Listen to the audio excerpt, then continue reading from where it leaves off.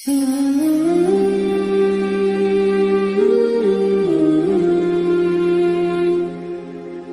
শফিকুল ইসলাম লিখেছেন, শুক্রবার জুমার নামাজে খুতবা চলার সময় সুন্নত নামাজ পড়া যাবে কিনা? না, খুতবা চলার সময় সুন্নত নামাজ পড়া যাবে না। তবে অনেক উলামার মতে মসজিদে প্রবেশের পর যে 2 রাকাত সুন্নাত, যেটা ওয়াজিব অনেক উলামাদের মতে, বিশেষ করে হাম্বলী মাযহাব উলামা ইকরাম আর অনেক উলামা ইকরামের মতে, সে সমস্ত ইমামদের মতে মসজিদে ঢোকার পর ওই 2 রাকাত নামাজ, যেটা তাহিয়াতুল মসজিদ বা দখুল মসজিদ, সেটা যদি না পড়ে থাকেন আপনি, তাহলে সেই নামাজটা খুতবা চলাকালীন পড়া যাবে।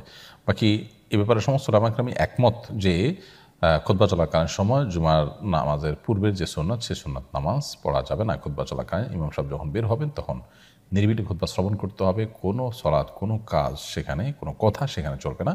নিরিবিলি খুতবা থেকে মনোযোগী হতে হবে। মাসুর রাহাত আপনি লিখেছেন, মসজিদ কমিটি ঢালাই মসজিদ তৈরির পর পুরাতন টিনের মসজিদ ঘর বিক্রি করে দিচ্ছে, তা ক্রয় করে বাড়ির ঘর তৈরি করা যাবে কিনা? উত্তর হলে অবশ্যই করতে পারবেন, এতে কোনো অসুবিধা নেই। মসজিদের কোনো ভবনের কোনো ভগ্নাংশ কিংবা সেটা পুনরায় নির্মাণ করতে গিয়ে আগেরগুলো ব্যবহৃত হয়ে যাচ্ছে, সেগুলো বিক্রি করে দেওয়া হলে যে কেউ কিনে যে কোনো কাজে সেটা ব্যবহার করতে পারেন। তবে টয়লেট ইত্যাদি আল্লাহর ঘরে যেটা ছিল, আল্লাহর ঘরের অংশ ছিল, সেটা টয়লেট ইত্যাদি ব্যবহার করাটা, অ্যাভয়েড করাটা উত্তম। এটা আল্লাহর ঘরের প্রতি আদব এবং শিষ্টাচারের অংশ হিসাবে। এর বাইরে আপনি ঘর বাড়ি বানাতে পারেন, দোকানপাট বানাতে পারেন, এমন কোনো কথা নেই যে মসজিদের ভবনে ব্যবহৃত টিন ছিল, মসজিদে ভবনে ব্যবহৃত ইট ছিল, সেটা দিয়ে আমরা ঘর বাড়ি বানাতে পারবো না, এরকম কিছু না। টাকা দিয়ে নিয়ে মসজিদের ফান্ডে সে টাকা ঢুকে যাবে আর আপনি সেই জিনিসটা আপনার প্রয়োজন মতো ব্যবহার করতে পারবেন। মামুন আব্দুল আপনি লিখেছেন, মসজিদে মুয়াজ্জিনের আজানের কোনো শব্দ বোধগম্য হয় না, মুয়াজ্জিন বয়স্ক হয়ে দাঁত না থাকায় এরকম হয়েছে। এক্ষেত্রে কি আজানের সময় মসজিদের মাইকে সমুদ্র আজান রেকর্ড চালানো যাবে? না, রেকর্ড আজান চালানো যাবে না, প্রয়োজনে অন্য কোনো মুয়াজ্জিন নিয়োগ দিতে হবে।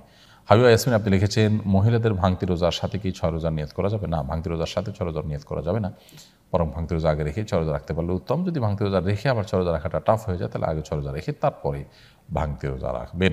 আয়েশা ইসলাম লিখেছেন, যদি আমি না চাইতেও মনে মনে কুচিন্তা আসে, মানে আমি এইসব ভাবতে চাই না কিন্তু তাও ভাবনা চলে আসে, তাহলে কি গুনাহগার হব? না, আপনার ইচ্ছার বাইরে যদি মনে বাজে চিন্তা চলে আসে, যেটা আসলে আপনার হাতে নয়, আপনার নিয়ন্ত্রণ নয়, আপনি ইচ্ছাকৃত কোনো খারাপ চিন্তা করতে চাচ্ছেন না কিন্তু চলে আসছে আপনার ইচ্ছার বাইরে, তাহলে সেক্ষেত্রে এর জন্য আপনার কোনো গুনাহ হবে না। কারণ আল্লাহ তাআলা মানুষকে নিজের সাধ্যের বাইরে কোনো কিছুর জন্য জবাবদিহি করবেন না। আল্লাহ তাআলা বলেছেন, লা ইউকাল্লিফুল্লাহু নাফসান ইল্লা উসআহা, কোনো মানুষকে আল্লাহ তাআলা তার সাধ্যের বাইরে কোনো কিছু চাপিয়ে দেন না। এজন্য আপনি ইচ্ছার বাইরে, আপনার নিয়ন্ত্রণের বাইরে মনে চলে আসছে, সেটার জন্য আপনি গুনাহগার হবেন না। তবে যখন এসে যায় আপনি চেষ্টা করবেন যথাসম্ভব সেটাকে দূর করা। আপনি যখনই মনে করতে পারছেন যে আপনার মনের ভিতরে একটা বাজে চিন্তা আসছে, বাজে জল্পনা কল্পনা আসছে, সাথে সাথে আপনি সেটা থেকে নিজেকে সরিয়ে আনার চেষ্টা করবেন, আল্লাহর কাছে পানাহ চাইবেন। আপনার এই যে চেষ্টাটুকু, এটুকু ইনশাআল্লাহ যথেষ্ট হবে আল্লাহর কাছে আপনার নাজাতের জন্য।